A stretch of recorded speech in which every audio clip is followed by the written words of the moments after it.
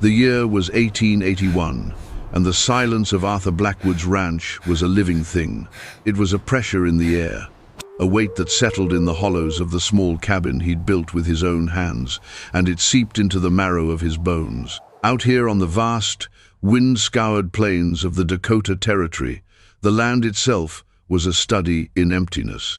It stretched in every direction, a rolling sea of dun-colored grass under a sky so immense it could make a man feel like an afterthought of God. For Arthur, the emptiness outside was merely a reflection of the emptiness within. His life was a metronome of solitude, each day a precise echo of the one before. Dawn broke, painting the eastern sky in fragile shades of rose and gray, and he would rise. He would move through the chilled air of the cabin, his boots sounding like lonely drumbeats on the wooden floorboards. He'd make coffee, eat a slab of day-old bread, and then step out into the bracing wind to face his chores. There were fences to mend where the wild herds had pushed through, cattle to check for sickness or injury, and the endless, thankless task of simply holding his own against a land that seemed determined to reclaim everything man built upon it. He worked with a grim, practiced efficiency, his movements economical and strong, but his eyes held a permanent distance, as if he were looking at a world from which he had been irrevocably detached. This was not the life he had planned. Years ago, this very land had been a canvas for a vibrant dream, one he was to paint with his wife, Martha. Her laughter had been the music that filled the silence, her presence the warmth that defied the prairie winters. They had spoken of children, a whole house full of them, their small, bright voices chasing away the shadows. They had imagined a legacy taking root in this soil, a dynasty of Blackwoods growing strong under the Dakota sun. But the land, as it so often did, had taken more than it gave. A fever had stolen Martha in the space of a single, brutal week, leaving Arthur in a world leached of its color. The silence she left behind was profound, but the discovery that followed was a crueler blow. A visit to a doctor in a town 2 days' ride away, driven by a quiet, nagging fear that had predated Martha's death, confirmed his deepest dread. He was the reason their dream of children had never blossomed. The fault was his. The soil was fertile, but the seed was barren. He had told no one. The knowledge was a shard of glass he carried inside him, a secret shame that defined his existence more than any fence line or brand on his cattle. He was a dead end, a final, solitary link in a chain that would go no further. And so he had retreated into his work, into his isolation, allowing the grief and the shame to build a wall around him as sturdy as the sod walls of his home. One late autumn afternoon, the sky began to curdle. The usual pale blue bruised into a sullen, heavy grey, and the wind, once a steady whisper, began to keen with a rising, frantic pitch. A blue norther was coming, one of those savage storms that could drop the temperature by 40 degrees in an hour and blind a man with sleet and snow. Arthur was out on the far western edge of his property, checking on a newborn calf, when the first icy pellets began to sting his cheeks. He turned his horse, pulling his collar tighter, his mind already on the warmth of his hearth. It was then, through the increasingly thick curtain of driving sleet, that he saw it. A smudge of color against the graying landscape, something that did not belong. Curiosity, a long-dormant instinct, warred with the ingrained caution of a man living on the frontier. His first thought was a wolf, or perhaps a wounded deer. He guided his horse closer, his hand resting almost unconsciously on the stock of the rifle in his scabbard. As he neared, the shape resolved itself. It was not an animal. It was a person collapsed in a heap at the base of a small rise, little more than a bundle of rags. He dismounted, the wind tearing at his coat, and approached slowly. It was a girl, a native girl, no older than 16 or 17. She was frighteningly thin, her cheekbones sharp angles beneath skin stretched taut and chapped by the elements. Her deerskin dress was torn and muddy, and her feet, wrapped in worn moccasins, were raw and blistered. She was unconscious, or perhaps simply too weak to move, her breathing shallow and ragged. For a long moment, Arthur just stood there, the storm raging around them. Every instinct for self-preservation, every story of raids and mistrust whispered in town, screamed at him to turn back, to leave her to the fate the prairie had chosen for her. It was not his concern. He had enough burdens of his own. But then, a stray lock of her dark hair, plastered to her temple with sleet, reminded him of Martha. It was a foolish, fleeting comparison, yet it struck him with the force of a physical blow. He looked at her small, still form, at the utter vulnerability in her exposure to the storm's fury, and the walls he had so carefully constructed around his heart began to crumble. He could not leave her. To do so would be to surrender the last vestige of the man Martha had loved. With a groan that was part effort, part despair, he gently scooped her into his arms. She was shockingly light, like a bird with hollow bones. He carried her to his horse, mounted with difficulty, and cradled her against his chest, turning his back to the wind to shield her as they began the slow, arduous journey home. Inside the cabin, the sudden warmth and quiet felt like another world. He laid her gently on the simple cot that served as his bed, the mattress stuffed with straw and old wool. Her eyes fluttered open for a moment, wide with a feral terror, and a small, guttural sound escaped her throat. She tried to scramble away, but she had no strength. "Easy now," Arthur said, his voice rough from disuse.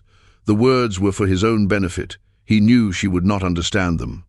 He kept his movements slow and deliberate, backing away to give her space. He stoked the fire, adding logs until it blazed, casting dancing shadows across the small room. The flickering light played over her face, revealing the exhaustion and fear etched there. He ladled some thin broth from the pot that was always simmering on the hearth into a bowl. It was mostly water and a few vegetables, but it was hot. He approached her as one would a wild, cornered thing, holding the bowl out. She stared at it, then at him, her dark eyes filled with a deep, bottomless suspicion. He set the bowl on the small crate beside the bed and retreated to the other side of the room, sitting in his worn armchair. He would not force her. He would simply wait. For what felt like an hour, they existed in this tableau of silent tension. The only sounds were the crackle of the fire and the howl of the wind outside, a mournful cry that seemed to seep through the very logs of the cabin. Finally, driven by a hunger that must have been agonizing, she stirred.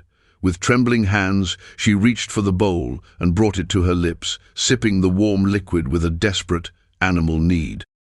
She drank it all, her gaze never leaving him, as if expecting him to strike at any moment. When she was finished, she set the bowl down and curled into herself, pulling the rough wool blanket he had placed over her up to her chin. Within minutes, exhaustion claimed her, and she fell into a deep, troubled sleep. Arthur did not go to bed. He remained in his chair, his rifle across his lap, watching the slow, rhythmic rise and fall of her chest. He was a sentry in his own home, guarding against a threat he had willingly invited inside. He felt a profound sense of dislocation. The rigid, predictable solitude of his life had been shattered. The silence was no longer empty. It was filled with the breathing of another human being. It was a terrifying and strangely comforting sound. He thought of the stories he'd heard, of the Lakota bands whose territory this was. He had trespassed on their world by taking her, and he knew, with a certainty that chilled him to the bone, that there would be consequences. The storm broke just before dawn, leaving the world scrubbed clean and encased in a thin, glittering layer of ice. When Arthur stepped outside, the air was so cold it felt sharp in his lungs. The sky was a vast, pristine blue. He did his morning chores on autopilot, his mind consumed by the girl inside his cabin. When he returned, she was awake. She was sitting up on the bed, the blanket clutched around her, watching the door. The fear in her eyes was still there, but it was tempered now with a flicker of curiosity. He moved about the cabin, making coffee, slicing bread. He set a piece of bread and a mug of weak, sweetened coffee on the crate beside her. She watched his every move. He ate his own breakfast, standing by the hearth, his back partially to her, trying to appear non-threatening. For a long while, there was only the sound of him eating and the soft crackle of the flames. Then he heard a small noise. He glanced over his shoulder. She was eating the bread, tearing off small pieces and chewing them slowly, methodically. Later that morning, he knew he had to tend to her feet.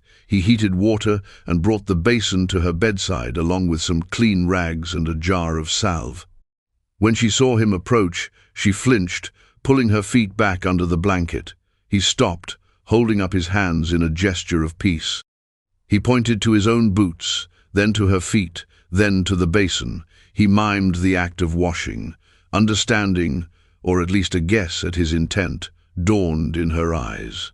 Hesitantly, she extended her feet from beneath the blanket. They were in a terrible state, swollen and raw, the moccasins having offered little protection.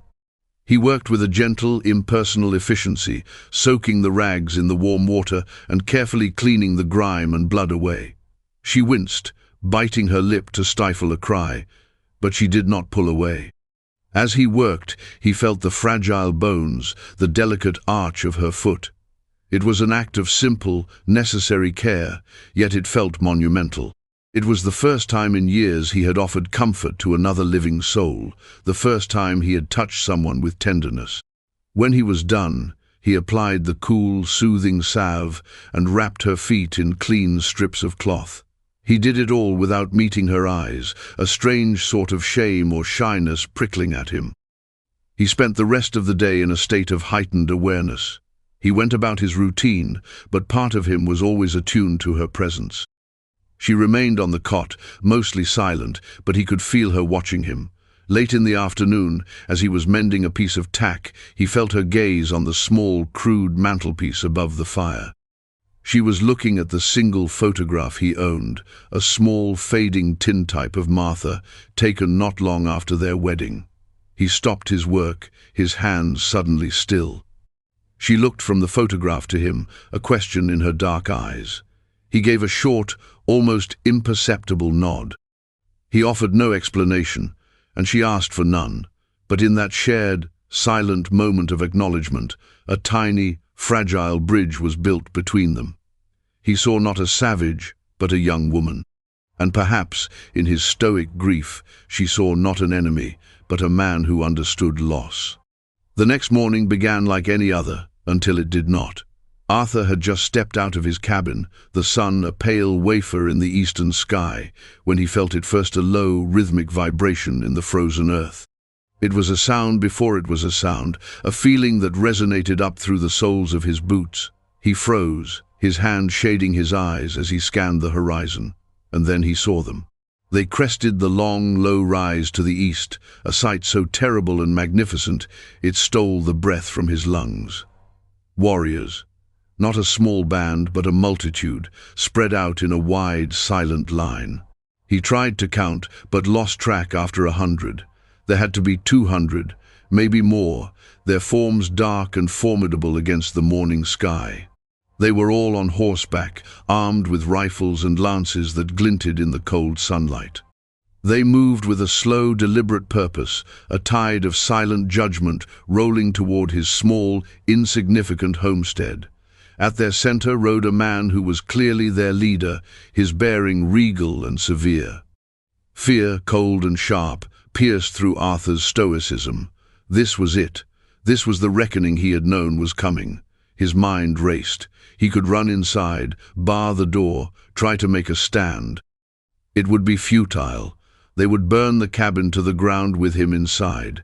His only weapon was his rifle, and he was one man against an army. Just as the thought of bolting the door crossed his mind, it flew open behind him. The girl Winona, he would later learn was her name, stood there, framed in the doorway. She took in the scene with a single, wide-eyed glance. For a moment, she looked at the approaching warriors, and then she looked at Arthur. He saw a flash of understanding, of decision, in her eyes. He expected her to run to them, to her people, to point an accusing finger at the white man who had taken her. She did not. Instead, she walked out of the cabin and came to stand beside him. She placed herself just slightly in front of him, a small, defiant figure in a borrowed wool blanket, facing the oncoming tide. It was a gesture of protection, so unexpected and so profound that it shocked Arthur more than the appearance of the warriors. In that single silent action, she was declaring him an ally, not a captor. A wave of something fierce and protective washed over him, extinguishing his fear. He straightened his shoulders and stood his ground beside her, his hands open at his sides. They would face this together. The warriors halted about 50 yards from the cabin, a silent, intimidating wall of horseflesh and hardened men. The chief at their center urged his horse forward, stopping just 10 paces from where Arthur and Winona stood. He was a man in his prime, his face a mask of stern authority, his eyes sharp and intelligent.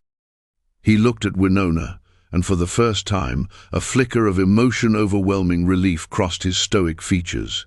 He spoke to her in their language, his voice a low, guttural rumble. She replied, her voice soft but clear, gesturing from the storm-swept plains to the cabin, and then to Arthur. As she spoke, the chief's gaze shifted to Arthur. He studied him intently, his eyes missing nothing the worn but clean clothes, the calloused hands, the exhaustion and grief that were etched into the lines of his face, and the undeniable fact that he stood unbowed, not with aggression, but with a quiet dignity. When Winona finished, the chief, Chaitan, looked at Arthur and spoke, his English heavily accented but clear. "You found my daughter." It was a statement, not a question. Arthur simply nodded. "I found her. The storm was coming. She was starving." "You gave her shelter," Chaitan said, his eyes moving to the cabin, to the thin curl of smoke rising from the chimney. "You gave her food." "She needed help," Arthur said, his voice level. "I gave it." Chaitan was silent for a long time, his gaze sweeping over Arthur's small, solitary domain. He saw the neatly stacked woodpile, the well-mended fence, the lonely cabin. He saw a life of hard work and deep solitude. His eyes, wise and perceptive, saw the hollowness that the work could not fill. He looked from Arthur back to his daughter, who stood her ground, a silent testament to the kindness she had been shown. He dismounted, a sign of respect that did not go unnoticed by Arthur. "My daughter, Winona, was lost from our hunting party. We searched. The storm came. We believed the Great Spirit had called her home," Chaitan said, his voice softer now. "We mourned her. You have returned her to us. This is a great debt." Arthur shook his head. "There is no debt. I did what any man should." "Not any man," Chaitan corrected, his eyes locking with Arthur's. "Many in your world would have left her to the wind or worse." He took a step closer. "I have looked at your home. It is a strong home, but it is quiet. There is no sound of children. Your heart is quiet, like a field in winter." The observation was so personal, so unnervingly accurate, that it struck Arthur like a physical blow. The shame of his barrenness, the core of his private grief, rose in him. He stiffened, waiting for the mockery, the judgment. But it did not come. Instead, Chaitan's expression was one of profound understanding, even empathy. "My people, we are not strong," he admitted, the confession costing him visible effort. "The white man's sickness has visited our lodges. It takes the young, the babes. Many do not see their first winter. We have children, but their futures are like smoke. We have warriors, but we do not know the ways of this new world, the ways of the cattle and the fence." He paused, letting his words settle in the cold morning air. Then he made his offer, an offer so extraordinary it seemed to alter the very fabric of the world around them. "You have returned a child to me," Chaitan said, his voice resonating with authority and sincerity. "But you have no children of your own. Your land is rich, but your house is empty. My people have children, but their hands are empty. This cannot be right. The Great Spirit does not favor such imbalance." He gestured back toward his warriors, then toward Arthur's ranch. "Teach us. Teach our young men your ways with the land. Show them how to raise the cattle, how to build what lasts." Share your knowledge, which is a strength our people need to survive. In return, he said, his gaze unwavering, my people will be your people. This house will not be empty. Our hunters will bring you meat. Our women will help mend your clothes. Our children will fill this quiet land with their voices. You will not be a lone man against the prairie. You will be an elder. You will be a grandfather to a nation. You will have a family, Arthur Blackwood, a family larger than any you dreamed of. Arthur stood, stunned into silence. The offer was breathtaking. It was not a transaction. It was a weaving together of two worlds, of two deep and desperate needs. It was a solution to a problem he thought was absolute and eternal. He looked at Chaitin, a chief willing to humble himself for the future of his people. He looked at Winona, the girl whose life he had saved, who had, in turn, saved his. And he looked past them, at the 250 warriors sitting silently on their horses, their faces no longer masks of hostility, but of cautious, desperate hope. The weight of years of loneliness, of the crushing belief in his own uselessness, began to lift. It was like the breaking of a fever. A future he could never have imagined, a purpose far grander than mere survival, was being laid at his feet. It was a terrifying, beautiful, and sacred thing. A slow smile touched Arthur's lips for the first time in years. It was a rusty, unfamiliar movement, but it reached his eyes, erasing some of the sorrow that had lived there for so long. He looked at Chief Chaitin and gave a single, decisive nod. "I will," he said, and with those two words, the silence of his life was broken forever. The seasons that followed were a time of profound transformation. The change was not immediate or easy. It was a slow, careful process of building trust, one shared task, one halting conversation at a time. The first to arrive were a handful of teenage boys, their eyes a mixture of suspicion and awe. They were shy and proud, watching Arthur's every move. He started simply, showing them how to properly set a fence post, how to read the health of a cow from the look in its eye, how to anticipate the weather by the feel of the air. Language was a barrier, but the work itself became a language. A shared grunt of effort in lifting a heavy log, a mutual nod of satisfaction at a well-mended gate, a quiet moment of rest watching the cattle graze peacefully, these became their conversations. Winona was often the bridge. She would visit the ranch, her presence a calming influence, translating not just words, but intent. She helped Arthur understand their ways, their deep respect for the land, and he, in turn, shared with her the stories behind his tools, his methods, his quiet grief for Martha. Slowly, Arthur's cabin ceased to be a fortress of solitude. In the evenings, the boys would sit by his fire, and he would share his meal with them. At first, the silence was heavy, but gradually it became comfortable. Then it was broken by the boys' own language, their soft chatter, a strange and wonderful music in the house that had known only silence. Soon, other members of the tribe would appear at his door. A hunter would leave a fresh quarter of venison on his porch without a word. A woman would bring him a pair of intricately beaded moccasins, far warmer and more durable than his worn-out boots. Arthur learned as much as he taught. He learned which wild herbs could soothe a fever, how to track game with an almost supernatural skill, and how to read the stories the stars told in the vast, dark sky. He was no longer just a rancher. He was part of a complex and vibrant community, a tapestry of lives interwoven with his own. The boys he taught became like sons to him. He watched them grow in skill and confidence, their laughter echoing across the pastures where he had once walked alone. Toddlers from the village would sometimes come with their mothers, and they would stare at him with wide, curious eyes, eventually growing bold enough to tug on his sleeve. He was no longer Arthur Blackwood, the barren man. He was Tashunka Scar, the white bull, the man who knew the ways of the cattle, their elder, their friend.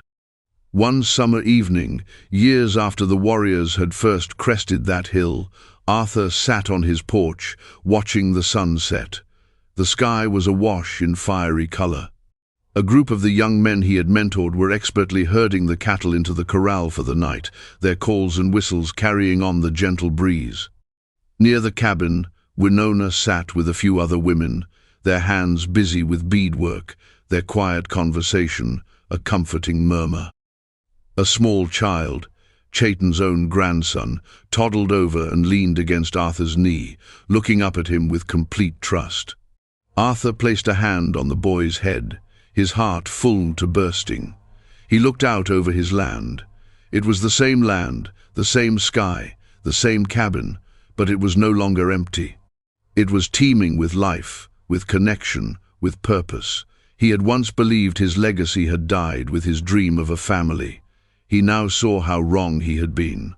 His legacy was in the thriving herd, in the skills he had passed on, in the bridge of respect and affection that now stood between two peoples.